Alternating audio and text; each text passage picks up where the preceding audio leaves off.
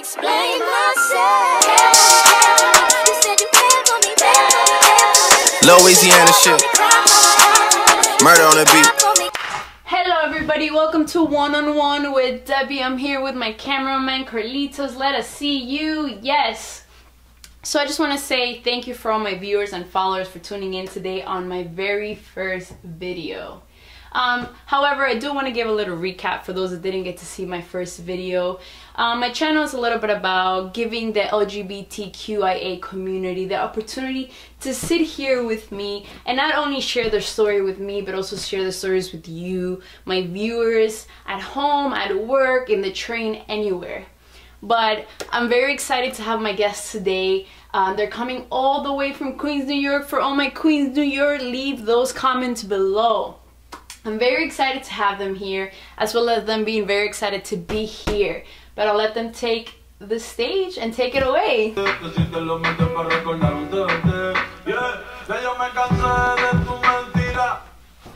Hello everybody, we have our guest here today, so I just want to say hello Kiara. Thank you for joining us today. How are you? Thank you, Debbie, for having me, and I'm great. How are you? I'm great, here with our viewers and our followers. Excited to hear about your story today, just how I am. Super excited, I can't wait.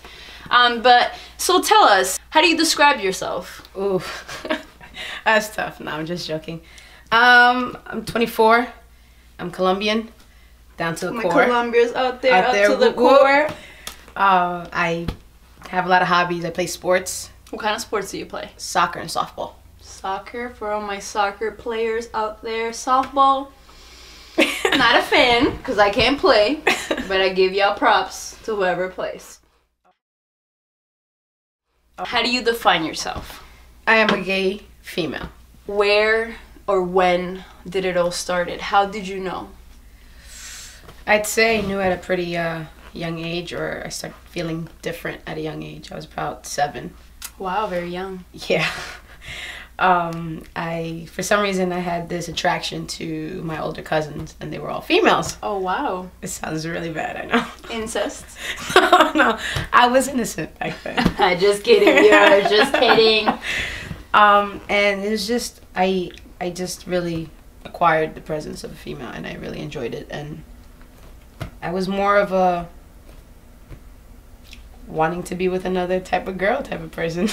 So you're very curious. What exactly came to your thoughts when you saw a woman? Did you feel something inside, or was it just like, wow, she's just beautiful? It was more like, damn, that behind. Damn, little already looking at that trunk. Okay. That's the first thing you notice when you walk. For some, for me, I'm not gonna lie, the first thing I notice is your personality. If I don't like the way you're talking to me, Did you wonder why you were feeling that way? Did you, I don't know, maybe Googled it? Did you ask? What exactly went through your mind when you were like, oh my God, like? At that age, I think it was more of a, this is weird. As I got older, I started realizing things were different. I was different, and my attractions were different. So I started, you know, having friends and friends of friends, and that's how I started understanding what it was. And how did it evolve? Was it high school? Was it middle school? It was junior high school. Junior high school. Yes, junior high school. I think we all have junior high school stories. I think that's where we all develop. Okay, so what exactly happened in junior high school that made you... Well, at that time, I had a best friend. But then what happened after that? You know, best friends, you know, you start major crushing, and... It happens. Yeah. So, were you feeling like uncomfortable when somebody talked to her, when she would tell you that she liked somebody else? Yes. Why? Because I knew I liked her really. You knew you liked her. It was That's what I was waiting to hear. I knew she liked her. I knew I liked her. And I'm sorry for the question. Do you still stay in contact with her? No. No. For some of you viewers out there, leave a comment below. Are you still friends with your first crush? That's a good question. That's a good question, right? I'm sure there's a lot of you that are. So was high school like another step to figuring out you know, who you were, who you wanted to be? No, junior high school was that step. So right when you already got to high school, that everybody already like at your school knew? Well, you can see by my demeanor, the way I walk, the way I talk, and pretty much how I present myself. Okay, and did you have any rejections at school? Any friends that... I had, yes. My best friend in high school rejected me at first. She was a little homophobic. She wasn't used to that. So I got rejected. We fell out of touch for almost a year in high school. And then we've been best friends ever since. We're going on 10 years of anniversary. After you knew in high school, was it time to bring it home? Or what happened after high school? At home, it was a whole different ballgame. My family, they were very homophobic. Comments, hurtful stuff, you know, and my biggest fear was that. Being rejected from the same family that proclaimed to love me so much. I'd leave my house dressed one way, very feminine, and then at school I'd have to change. How long did that go for? That went on for, even after I told him, a year in college. Oh wow, so this went on from high school all the way to college. What was happening at home affecting what was happening in school? 100%. 100%. I started drinking in high school, before class, before practice. Did your grades change because of all that? I used to be a, 85, 90 average student. I started dropping to 75s, 60s, stopped going to class. I got kicked out of my house. Okay. And at what age was that? If you mind me asking. 18. 18? Yeah. Did you just leave without saying a word? Well, I told them first. I told them, I believe it was my sophomore year in high school. And I came out to my dad first. I believe Ricky Martin was on Univision at that time. Oh, wow, Ricky Martin. Shout out. Not a fan, but shout out. I don't judge you. He came out to the world and we were in the room. We were watching his story. Well, I was really into his story. And then not 2 seconds later, you'd have comments coming out of my mom and out of my grandmother and a whole bunch of hurtful stuff. So I defended him, and then I stormed out of the room and I called my father. I asked him to come pick me up, that I needed to talk to him.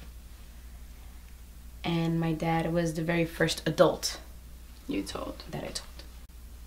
I think it went pretty amazing. My dad, not once did he reject me or say anything hurtful. He was very accepting.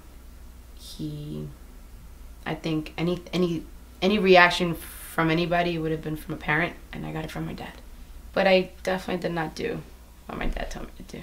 I listened to a cousin who said, listen, just sit everybody down, be like, yo, this is who I am, that's it. And I'm a very free-spirited person. Sometimes we have to listen to adults instead of your cousins, because sometimes cousins don't give great advices. So when you got ready to tell your mother after listening to your cousin, how did it go? Definitely not as I expected. You know, you'd think your mom, she loves you so much, she'd be very understanding. I got the whole bad end of the stick. She just looked at me and stared with blankness. She was like, what? And I told her again, and she didn't say anything. She just told me not to tell anybody else, not to tell my grandmother, and she stormed out of the house. She didn't come back till the very next day. And then did you continue on to tell somebody else either way she told you not to, or was she the last one you told? No, I sat all my uncles down and I said, yo, this is what I am, this is how I am, and that's it. And did others react like your mom, or? Yeah. I even got bribes to be straight. How did you feel about the reaction, you know, starting from your best friend?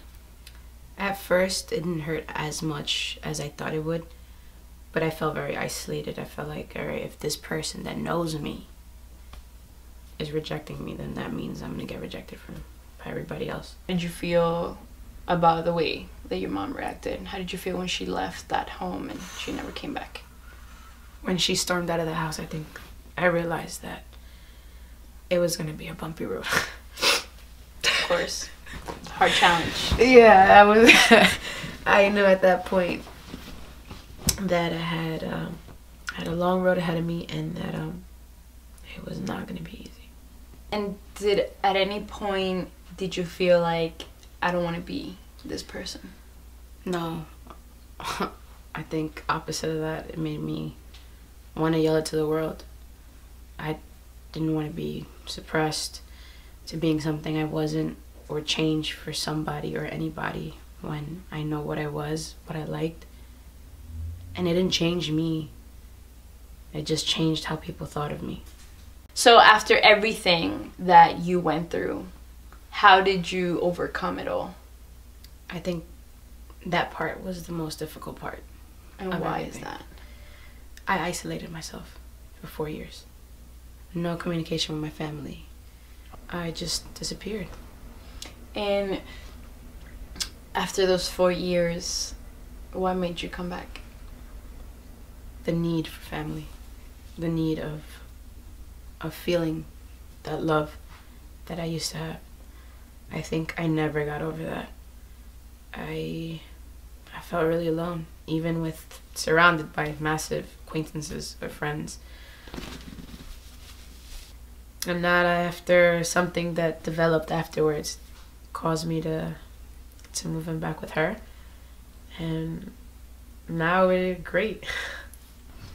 I no longer have to hide what I am. I say dumb comments, and she looks at me, and then she just starts laughing, and then she gives me a blank stare like, all right, enough. So after everything that you've gotten to experience, is there an advice that you would like to give to our viewers and followers from our LGBTQIA community that might help them come out to their family, might help them realize who they are? What would you like to say to them? Wow. Above all, I'd say be true to yourself. You know, you are who you are, and anybody that can't see that, it's their loss. You know, we all strive for greatness and to be better than what we are now. But don't do it for anybody else, or don't try to change for something that you feel inside. You know, you are great. You know, don't let anybody tell you that you're less of a person because of it. Don't let anybody label you or suppress you or your feelings. I do believe that there are appropriate measures to take when coming out to a family member, because those are the most sensitive connections and ties you have. But only you can decide how you're going to go and approach them. Always be sincere, be mature about it, and how you present yourself is how you're going to be treated. Above all, with respect, always be humble. And to my LGBTQIA community, I love you guys. Yes.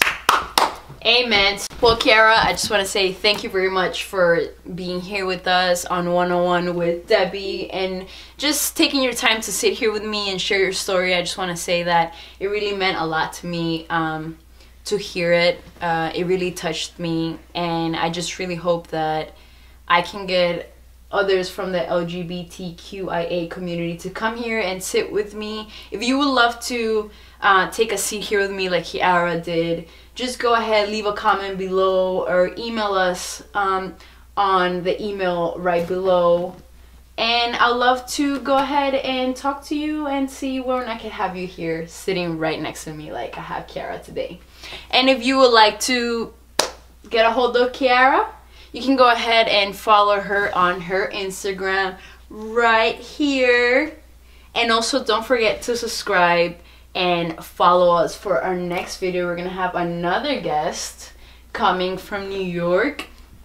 We don't know who it might be. I can't say. But if you stay tuned, I promise you, you won't regret it. But now we're gonna go ahead and say goodbye to some nice song that Kiara over here picked. De mi vida te boté y yo sé que no eres cualquiera. Me pasaré la vida